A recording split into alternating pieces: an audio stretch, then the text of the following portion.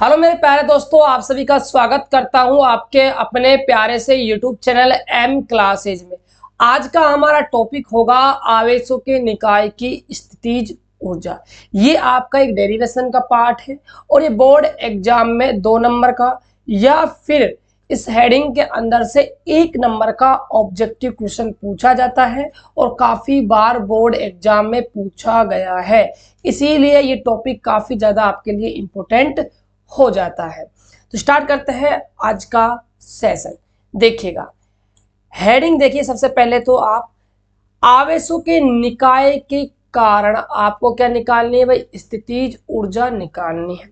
सबसे पहले तो आपके माइंड के अंदर एक बात बिल्कुल स्पष्ट रूप से क्लियर होनी चाहिए कि हम जब भी फिजिक्स के अंदर स्थितिज ऊर्जा या फिर ऊर्जा की बात करते हैं तो हम सबसे पहले ज्ञात करते हैं क्या भाई? कार्य। सबसे पहले हम वर्क निकालते हैं।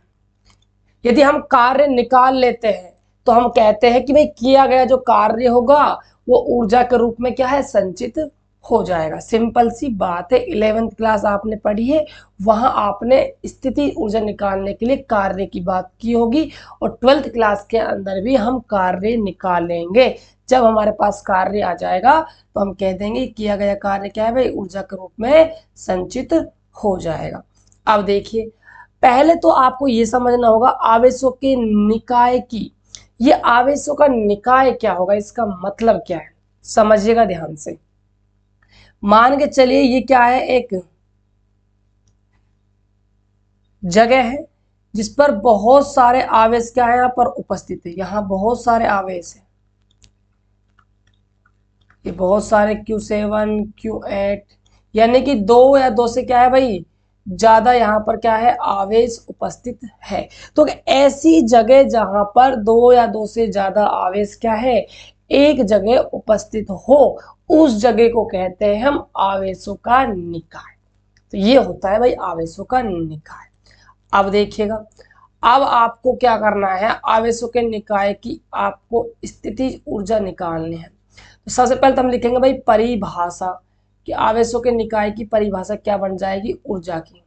सबसे पहली बात तो वही इंपॉर्टेंट यही हो जाती है। एक सेकेंड रुकिएगा, इसको थोड़ा सा हम रफ कर देते हैं, ठीक है? चलिए भाई, हो गया। चलिए, हो गया। अब देखिएगा परिभाषा क्या है। तो हम कह सकते हैं कि मान के चलिए हम अनंत से, अनंत का मतलब हुआ कि बाहर से आप आवेशों को लाकर किसी निकाय की रचना करते हो। जैसे मैंने अभी आपके सामने डायग्राम बनाया, वो क्या है? आवेशों का निकाय है। तो मैं इन जो सभी आवेशों को Q1 Q2 Q3 Q4 Q5 को लेकर रखकर यहाँ पर रख दिया, तो क्या है? एक आवेशों का निकाय की रचना हो गई, ठीक है? तो इस रचना को, इस निकाय को बनाने में कितना कार्य करना पड़ा, वो किया जो गया कार्य है ना, वही स्थितिज ऊर्जा के रूप में क्या है भाई? संरक्षित हो जाता है। तो इस बात को हम लिखते हैं कि अनंत से, अनंत से आवेशों को लाकर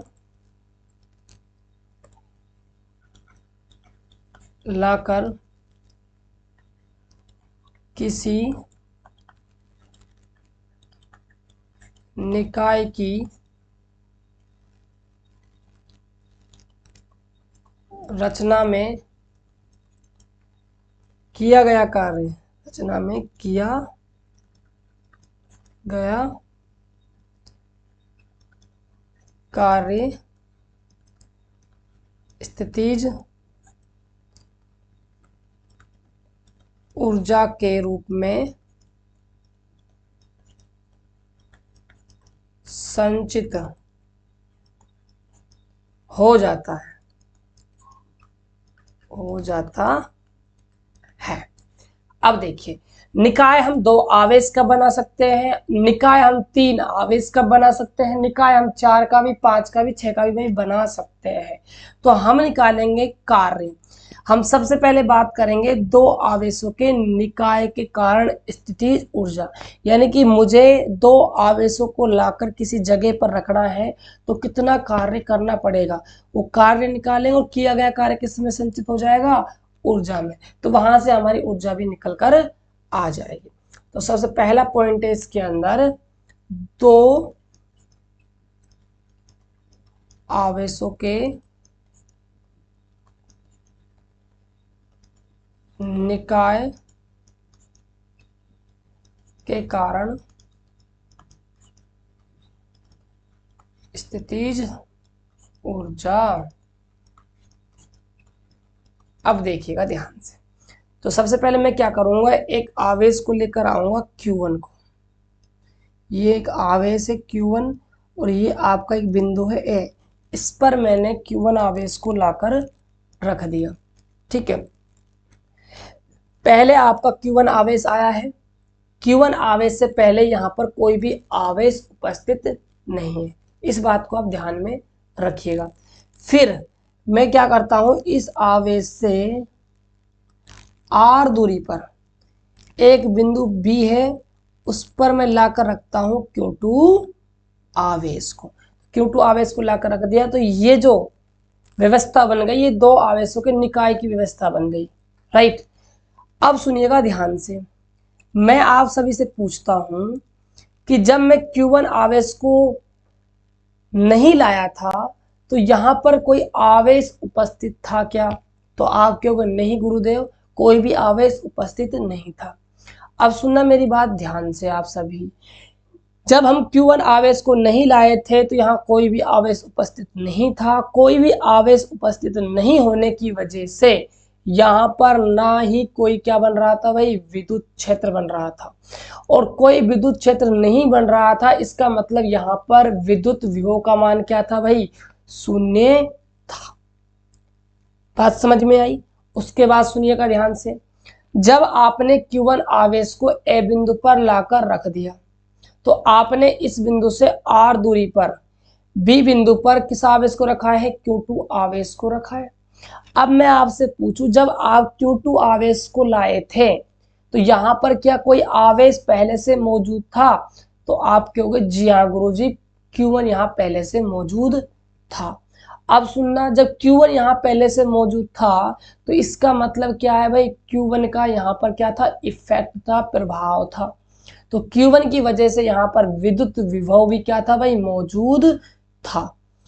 तो Q1 के कारण जो विभव है, उस विभव के अंदर आपने किस आवेश को लाकर रखा है भाई, Q2 आवेश को लाकर रखा है।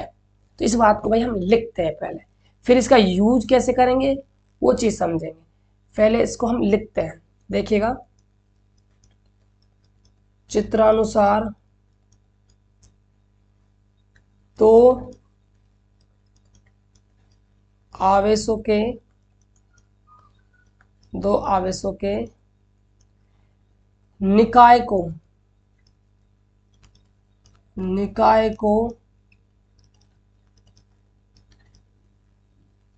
बनाने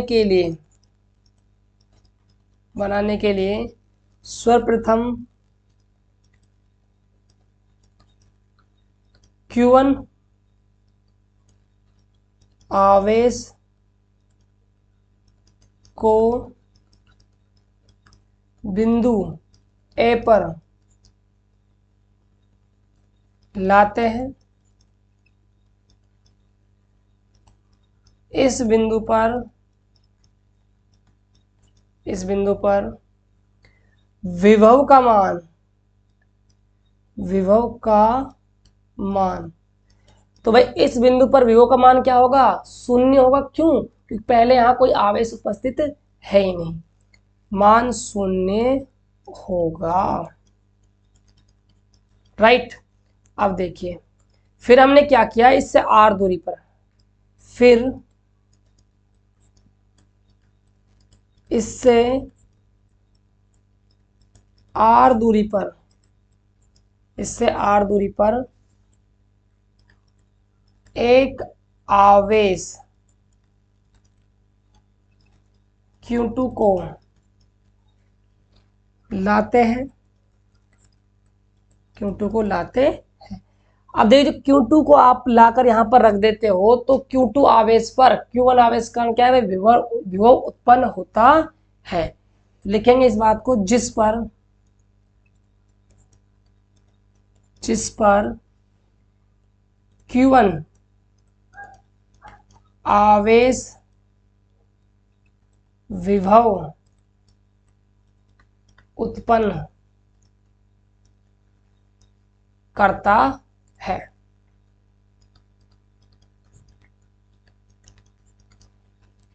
राइट। अब देखिएगा, अब सबसे पहले हम निकालेंगे Q1 आवेश को लाने में किया गया कार्य, फिर हम निकालेंगे Q2 आवेश को लाने में किया गया कार्य, फिर हम टोटल कार्य निकालने के लिए W1 और W2 को हम जोड़ देंगे। राइट, देखिएगा ध्यान से, Q1 आवेश को लाने में किया गया कार्य। अब देखिए कार्य कैसे निकालेंगे, विभव का फॉर्मूला याद है, V बराबर होता है W बटा में Q नॉट। अब यहां से हमें कार्य निकालना है तो W बराबर फॉर्मूला बन जाएगा V गुणा में Q नॉट। Q1 आवेश को लाने में कार्य मान लीजिए W1 है, विभव 0 था, गुणा आवेश आपका क्या है Q1 है, मल्टीप्लाई करेंगे तो W1 का मान आ जाएगा 0। इसको आप मान के चलिए समीकरण नंबर 1। आगे देखिएगा, अब लिखेंगे Q2 आवेश को लाने में किया गया कार्य। तो कार्य मानेंगे W2।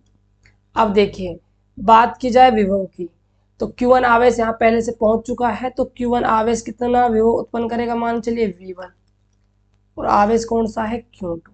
अब देखिएगा, तो कोई भी आवेश कितना विभव उत्पन्न करता है, फॉर्मूला होता है V बराबर KQ बाई R। राइट, देखिएगा, तो W2 बराबर, तो K आवेश कौन सा है आपका Q1 जिसके कारण विभव उत्पन्न हो रहा है, दूरी कितनी है आपकी R, और गुणा में क्या है Q2, समीकरण नंबर 2। अब निकालेंगे हम कुल कार्य, यहाँ लिखिएगा कुल कार्य, तो W बराबर हो जाएगा W1 प्लस में W2। तो W1 तो हमारा है 0 प्लस W2 है के Q1 Q2 बटा में R। तो यहाँ से W बराबर निकल जाएगा आपका के Q1 Q2 बटा में R।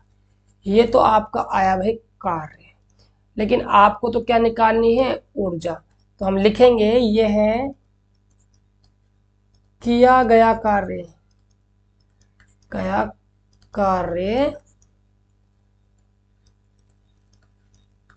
यहां पर आप ऐड कर लीजिएगा स्थितिज ऊर्जा में संचित हो जाता है,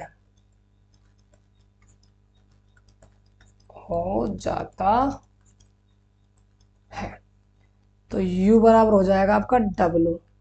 तो U बराबर के Q1 Q2 अपॉन में क्या हो जाएगा R। तो ये आपकी भाई एनर्जी निकल कर आ जाएगी। ये फॉर्मूला है दो आवेशों के निकाय की स्थितिज ऊर्जा का, मोस्ट इंपोर्टेंट फॉर्मूला है। आज तक जितने भी क्वेश्चन पढ़े हैं बोर्ड एग्जाम के अंदर वो इसी फॉर्मूले से भाई बने हैं, तो इसीलिए फॉर्मूला आप सभी के लिए काफी ज्यादा इंपॉर्टेंट हो जाता है। अब हम बात करेंगे तीन आवेशों के निकाय के कारण स्थितिज ऊर्जा कितनी होगी, देखिएगा ध्यान से। तो इसी के अंदर सब हेडिंग है सेकंड आपकी, तीन आवेशों के निकाय की स्थितिज ऊर्जा। देखिएगा, अब तीन आवेशों का पहले आप क्या बनाओगे भाई, निकाय बनाओगे। कैसे बनाओगे, सुनना ध्यान से, यहाँ आपको थोड़ा सा दिमाग यूज करना है, ठीक है, मेरे साथ साथ चलिए, आराम से हो जाएगा। मान के चलिए यहाँ पर आपका ए बिंदु है, सबसे पहले हम लेकर आते हैं क्यू आवेश को। याद रहे, जब हम Q1 आवेश को लाएंगे तो हमें कोई भी कार्य नहीं करना पड़ेगा। उसकी वजह क्या है, क्योंकि पहले से यहाँ कोई आवेश नहीं है मौजूद, आवेश कोई मौजूद नहीं है, तो उसकी वजह से विभव का मान क्या है, 0 है। अभी किया था हमने, ठीक है, सेम है। फिर हम क्या करते हैं, इससे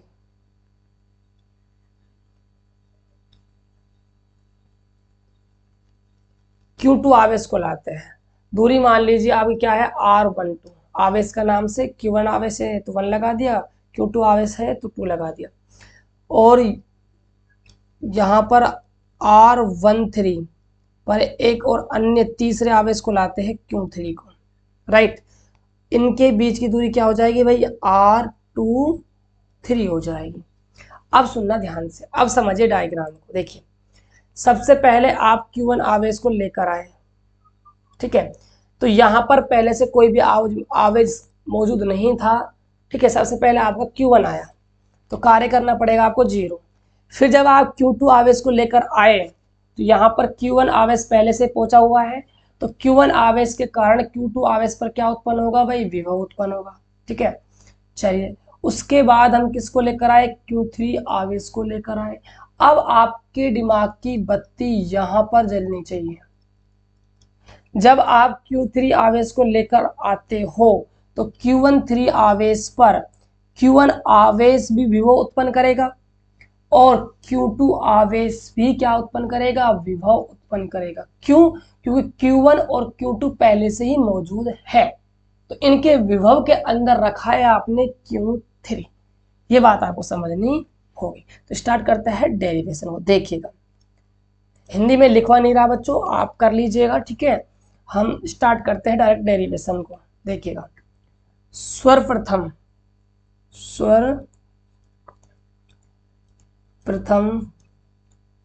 Q1 आवेश को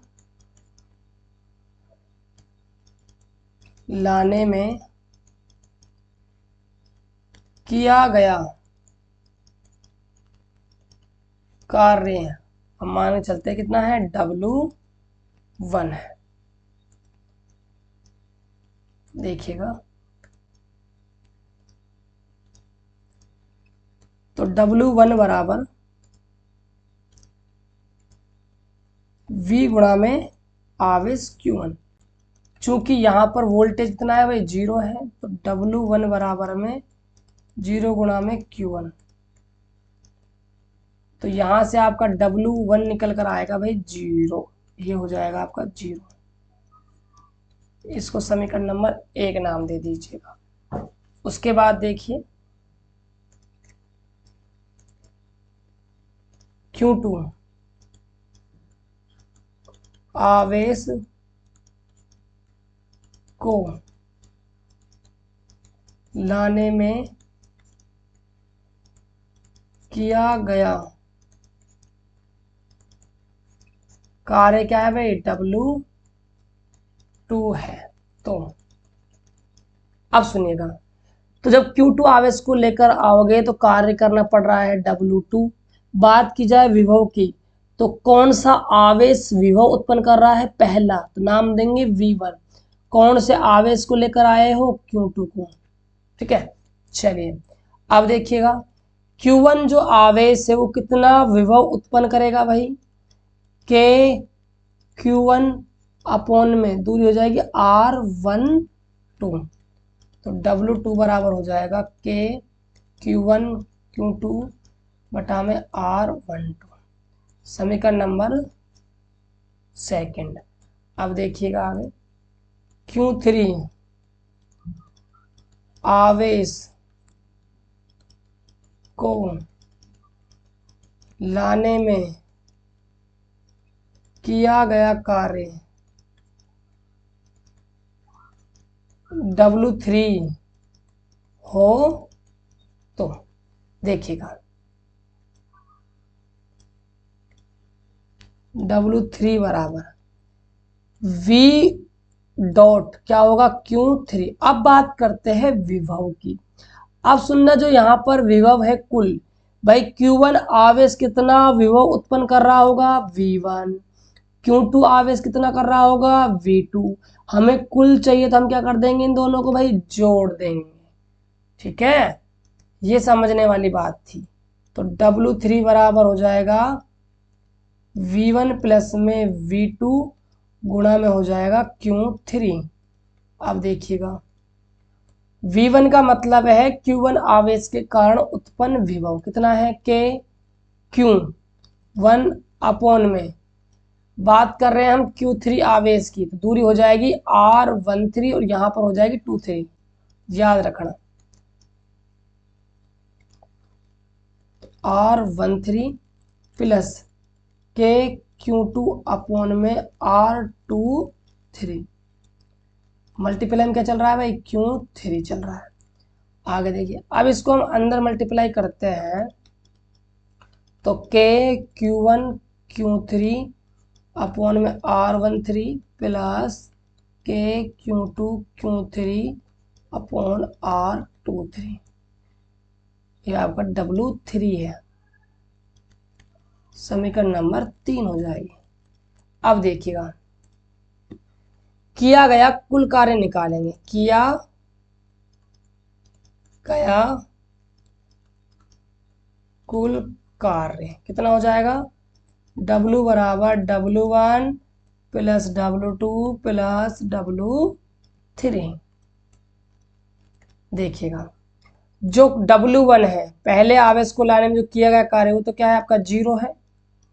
दूसरे आवेश को लाने में किया गया कार्य क्या है K Q1 Q2 upon R12 plus, और तीसरे आवेश को लाने में किया गया कार्य क्या है K Q1 Q3 upon R13 plus K Q2 Q3 upon R23।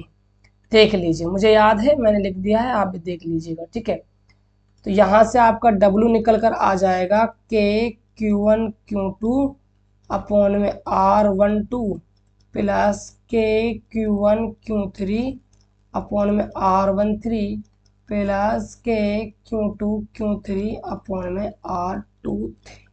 तो ये आपका निकल कर आया है किया गया कुल कार्य।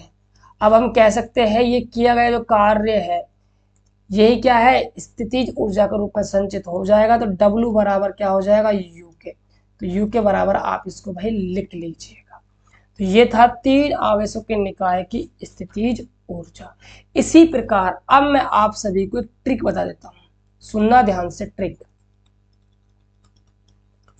ट्रिक काफी अच्छी है, आप बिना डेरिवेशन किए ही आप फॉर्मूला बना सकते हो, है ना कमाल की बात। देखिए कैसे, सुनना ध्यान से।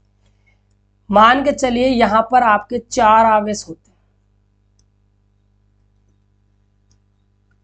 ठीक है, एक वर्ग है, इसके कोनों पर Q1, यहाँ पर Q2, यहाँ पर Q3, यहाँ पर Q4 आवेश रखा हुआ है। ये दूरी है R12, ये दूरी है 23,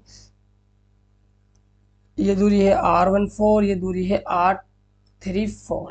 ठीक है, अब सुनना, पहले तो हम ना 3 आवेशों के निकाय से समझते हैं। चलो चलो 2 का ले लेते हैं, है ना। शुरुआत से स्टार्ट करते हैं ट्रिक बनाना।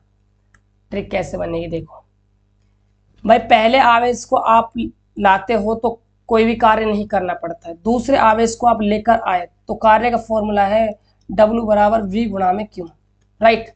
अब देखिएगा ध्यान से, पहले आप देखिए विभव कौन कौन यहाँ उत्पन्न कर रहा है। तो आप कहोगे गुरुदेव यहाँ तो सिर्फ Q1 ही विभव उत्पन्न कर रहा है, तो कितना कर रहा है K Q1 और दूरी है आपकी R, और यहाँ कौन सा आवेश लाएगा आप Q2, लो Q2 से आपने गुणा कर, ये बन गया आपका फॉर्मूला, राइट।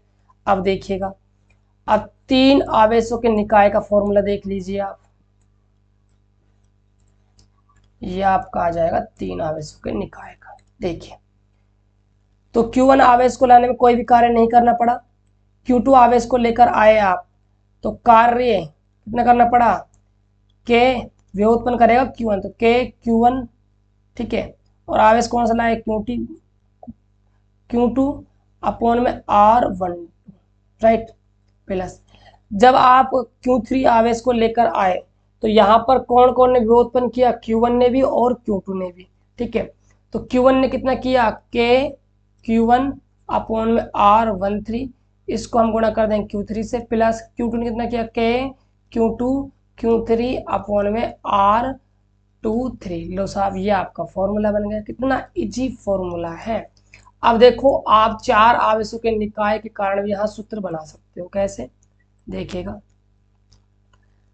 U बराबर में पहले आवेश को लाने में कोई भी कार्य नहीं करना पड़ा, दूसरे को लाने में K Q1 Q2 अपॉन में क्या है, R12, प्लस तीसरे आवेश को लेकर आए तो यहाँ से यहाँ तक की दूरी कितनी मान लो आप, R13 मान लो, ठीक है, क्योंकि Q1 आवेश भी विभव उत्पन्न करेगा। तो कितना करेगा, K Q1 Q3 अपॉन में R13 प्लस Q2 भी करेगा तो K Q2 Q3 अपॉन में R23 प्लस Q4 को जब आप लेकर आए तो Q4 पर कौन कौन विभव उत्पन्न करेगा, Q1 भी, Q2 भी और Q3 भी।